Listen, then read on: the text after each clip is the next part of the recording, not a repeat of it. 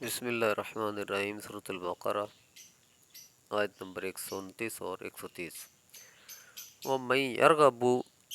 اور کون منہ پھیرے گا، ان ملت ابراہیم، ملت ابراہیم سے، یعنی کہ دین ابراہیم سے، الا من صافیہ، سوائے اس کے جو ہو بے وقوف، نفسہ ہو، یہ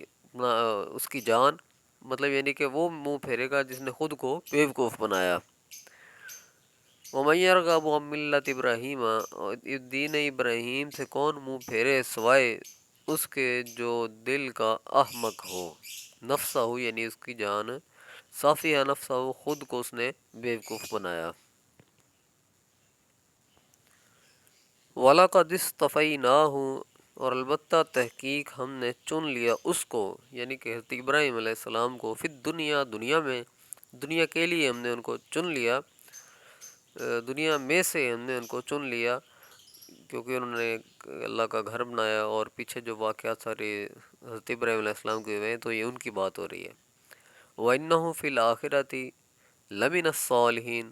اور بے شک وہ آخرت میں ہوں گے ضرور صالحین میں سے، نیکوکاروں میں سے ہوں گے۔ اذ قال، اور جب کہا یا فرمایا، لہو، واسطے اس کے، ربہ، اس کے رب نے، یعنی کہ ابراہیم علیہ السلام کے رب نے، اسلم، اسلم، اسلام لا، گردن جھکا، اور جب واسطے اس کے، ربہ، اس کے رب نے، کہا، گردن جھکا، یعنی ابراہیم علیہ السلام سے ابراہیم کے رب نے کہا کہ گردن جھکا، اسلم، اسلام لا، قال، تو انہوں نے کہا، اسلم تو، میں اسلام لایا،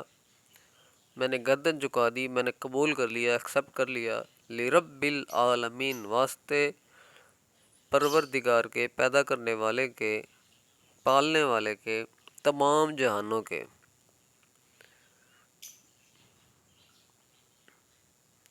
یہ دیکھیں ربو ہو، کتنا پیارا لفظ قرآن پاک میں آیا ہے کہ اس کا رب، اللہ پاک نے کہا خود کو اس کا رب، یعنی حضرت ابراہیم کا رب، یہ بھی حضرت ابراہیم علیہ السلام کے لیے ایک بہت بڑی اعزاز کی بات ہے۔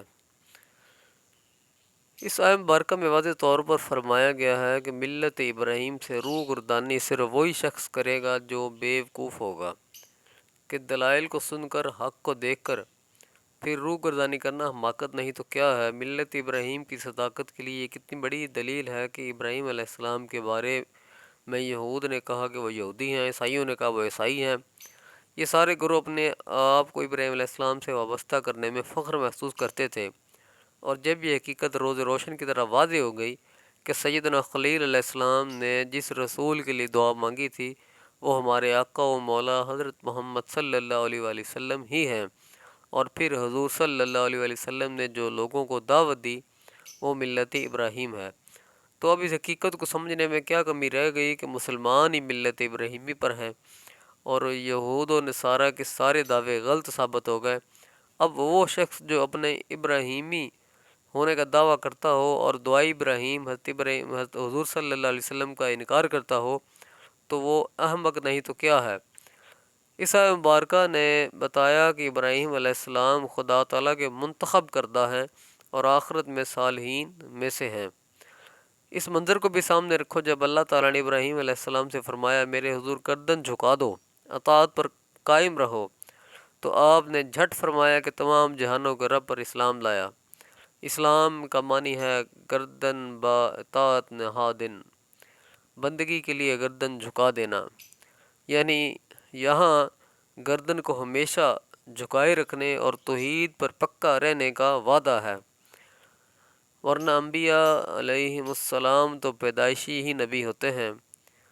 جیسے عیسیٰ علیہ السلام نے فرمایا، عیسیٰ علیہ السلام نے اپنے بنگھوڑے میں اعلان فرمایا، وَجَعَلَنِي نَبِيًّا،